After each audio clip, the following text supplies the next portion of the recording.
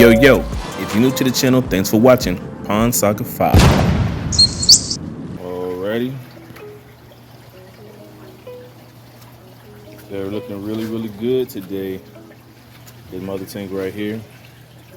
I got 3 largemouth bass in here, 3 Oscars in here, 2 catfish, some yo-yo loaches in here. Everybody's looking good. Everybody's eating good. I'm actually about to do a water change on this tank right here. Only one of these catfish have been eating, and it's my tiger shovel nose. If things keep happening like this, he's going to be the biggest one in this tank, guaranteed. These guys are the runts that I have. They're supposed to be a lot larger than what they are right now. And since they've been in here, they haven't eaten anything. And that's probably what's been happening inside of the larger pond, because they're not eating like the rest of the catfish. So they're supposed to be larger than this. So I thought maybe putting them in here, it would allow them to eat more. And all they do is swim all day. But we're gonna do a water change. The thing I built this drain valve, I just click it off like this. I'm gonna do about a 25% water change in this bad boy right here, just to see if that will stimulate eating. So we're gonna drop this to about, I'm gonna drop it to just above the PVC, the black coupling right there. So that should be like a 25% water change. So we drained the water, and now we're filling it back up, doing the water change. About maybe a 35% water change at this point right here. Trying to see if it'll encourage some eating. Sometimes when you first move your fish into a new environment, sometimes they don't eat for a few days. Just because, you just move in, might be because of stress issues, things like that. But after you do a water change, and you do a few water changes, you basically start to encourage them trying to eat. So that's what I'm doing now. We have one guy in there that has no problem eating. So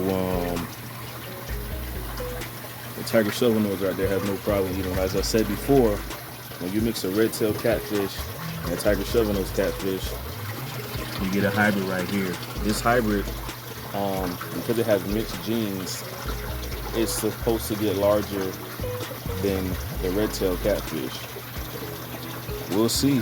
I mean, that's what all the online searches say. So the tiger shovel nose basically gets long, and the red-tailed catfish basically get wide. But when you have a mixed breed, this catfish is supposed to be a beast. He's supposed to be wide and long. But as I've said before, he's taking a while to grow, but he's really pretty. All these catfish are pretty. Now they're just swimming back and forth, seem like they're really enjoying the water change. So hopefully this will encourage them to eat more. I woke up this morning and all 3 of my bass are dead. How this happened, I have no clue, because the water parameters are good. The water is actually really warm. Wow, how did that happen?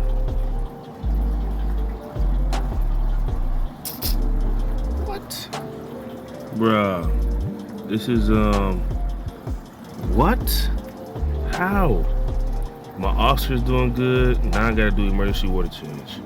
All my other fish are doing good, except for the bass. The water is warm. Man, this sucks, man. So, all 3 of my largemouth bass died. The only thing I can think of is I don't get it. I fed them last night. I fed them from tilapia. The peacock bass is doing great. Now I gotta do an emergency water change. What's going on here? All my other fish are doing well. Everybody's good to go, except for those guys. All 3 of them. What? This is crazy. Doing a water change this morning on all my tanks. I don't know what happened to the the other tank or why that happens, but gotta be safe than sorry. Just do another water change on everybody. Really.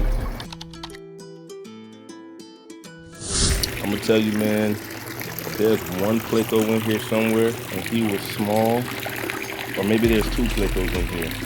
I think there's just one, and he's been really eating the sides of these walls right here. You can see the walls are really clean, and he's been small, but he's been, you know, that's all he pretty much has to eat, and he's been really working on it, man. Like, oh, I see a dead fish over there. Okay, let me get him out. But this pond has been stabilizing itself. Been doing really good over the winter.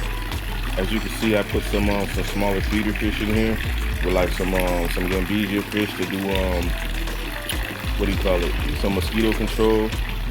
And they've done such a great job, man. Let me get this off. I gotta clean this pollen off the top anyway, but the goal is to basically, I'm gonna basically set this pond up again because it's almost summertime, and I love the way that the algae is just, you know, coming off like that. I'm thinking about making this my catfish pond strictly just so they could get big, and I want to get them to the point where I can feed them out of my hand. It just wasn't possible. And I'm also thinking about putting some of my Oscar fish back in here. I'm thinking about that, or either just keeping this to be my Oscar pond right here, because I really do want to put some koi in here. But I have a feeling that some of these Oscars, I had them for about a year now, but I have a feeling that they're going to start to breed. So what I may end up doing is the koi fish, you know, I think they're going to get big as well from these goldfish. I'm probably going to put these koi fish and the goldfish in this pond with the monster catfish I'm going to put in here, because they're going to need a lot of space because they're going to get huge. So that's probably most likely what I'm going to end up doing. I'm filling this up right now. What I have to do is, I don't think I have to do anything with this. I don't have to touch any of the biological filter. But I'm probably just going to give it one cleaning just for the year, just so I know it's done. I don't have to do it again until next year. But also by me just putting the red tail catfish in here, I think it's going to give these little mosquito fish a chance to breed in here and to populate in here, because I think the mosquito fish are so small that the red tail catfish and the other catfish, they don't really have an interest in any of these fish. And I also, you know, been wanting to get some peacock bass as well. But the only thing is, if I put peacock bass and Oscars back in this pond, all these fish are gonna get eaten. And I kind of like these fish. They have multiple purposes. So I think I just want to put the monster catfish in here for right now, just so they could grow out, and I could probably get some feeding videos and stuff like that. And just keep this as an Oscar pond and work on it and beautify it and stuff like that. But I got some plans for this pond. I'm probably gonna end up getting a shade covering. Like, I have this on here, but I'm probably going to get maybe like a what do you call it, one of those pop-up tents for maybe both of these, or I may build a separate one for this one. But I'm definitely going to get a pop-up tent for this bad boy right here, simply because I don't really want the pollen falling into the pond anymore. And then also another thing is, my neighbor, he has a mango tree, so I don't want the mangoes falling into either one of these, because it's about to be mango season soon. So I gotta do something fast. Just proper planning, and just trying to figure out what to do. But definitely I'm gonna put the big Pleco in here, and I might add some small Plecos in there if I can find a smaller one. I'll put him back in here just to keep the algae in control, because the Pleco is doing a wonderful job when it comes to the algae control. Yeah, and that way, when I do get the pop-up canopy tent, I can probably take this net off, because it'll be covering it, and it'll have some, you know, some cover stuff on the side. Yeah, I think that's what I'm gonna do. I'm also gonna I need to figure out a way to heat this pond when winter comes, because this is a lot of water. So what I probably could do is probably something similar to what I've done with this one right here. Is with this pond, what I basically did to keep the water warm was I dropped the water level and I put a heater in here and I covered it with a tarp. So I think I'm gonna try that method out the same way. But the reason why I want to put the red-tailed catfish and the monster catfish in here is because they can tolerate temperature, cooler temperatures better than some of these other tropical fish that I have in here. These red tails right here are getting big. I don't know if you can see them. They're starting to put some size on, man. That's a beautiful thing. But I know they're gonna get even bigger once they go into this pond right here. So we're gonna fill this bad boy up with a lot of water. I got the hose running for about 40 minutes. It's gonna be running for to put some more water in here. And then I'm gonna end up having to switch this pond off. I let the cheap pump run for right now during the winter time, just to not, so my light bill don't get crazy and stuff like that. So I let the cheap pump run. And I'm gonna keep this because it comes in handy for, stuff like this. But also, the catfish, they don't need as much oxygen as some of the other tropical fish that I have as well. But I do want to get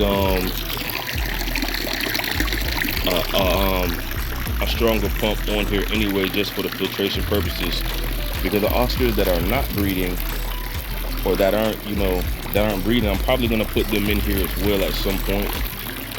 But I just want to give these feeder fish a chance to get their numbers up, and have some hiding spots in here for them. But yeah, that's how I basically maintain this through the winter. No heat or anything like that, because I have the mosquito fish can tolerate temperatures up to 40 degrees in here. So yeah, let me go ahead and get that dead fish out over there I just saw, and then get to work. All right, so what I did was I got the brand new pond pump out right here. This is a Jibo. I can't remember I don't remember the exact name, but it's gonna filter this pond up. To be honest with you, it is enough. I can't remember it right now. So had to hook this to a PVC pipe. I connected this piece that I unconnected before I took this pond apart, or I took the filter apart. Now all I'm gonna do is get this PVC pipe right here, and I'm gonna cut it to about right here, so I can go ahead and put this bad boy on top of it. So I think I gotta do it about right there, and I probably should have connected all of this before I connected it right here. Let me see what I can do. All right, I'm gonna have to figure this out later, but we gonna see what it do. It's gonna be the first time I'm gonna power this on, so hopefully this goes correct and it doesn't blow off the top. Suck in the water, which is a good thing. Okay, I'll let you go right there. Okay. Wow, there we go. There we go. The pond is doing great. This 3,600 gallon pond is back up and running better than ever. What I like about this pond pump is that I can actually control the flow. The fish are doing great. Those goldfish right there at one point were supposed to be feeders, but the catfish never ate them. And now they're about pushing 7 to 8 inches. Look at the catfish right here. Whoa, look at the heads on this guy. I'm not sure which one this is, because they've all grown around the same size, just about at least. I'm not sure if that might be panda, but I really couldn't tell you because they're all growing. But I know for a fact that panda's in here. We got pork pie in here. Pork pie is the smallest one that's in here. So, let me see. So it's panda, pork pie. Oh yeah, that's definitely panda right there. And these guys need to hurry up and go in that big pond so they can grow, because I have a feeling that eventually they're going to start to prey on my my Oscar fish, and I don't want that. So they need some more space in here. Pork pie, the smallest one in here. Oreo and panda are pushing nearly the same size. Let's go ahead and see if I can get these guys to eat. Right here I have some cut up tilapia. As far as the catfish go, they really haven't been having an appetite since I moved them in their new enclosure. Hopefully today will be different.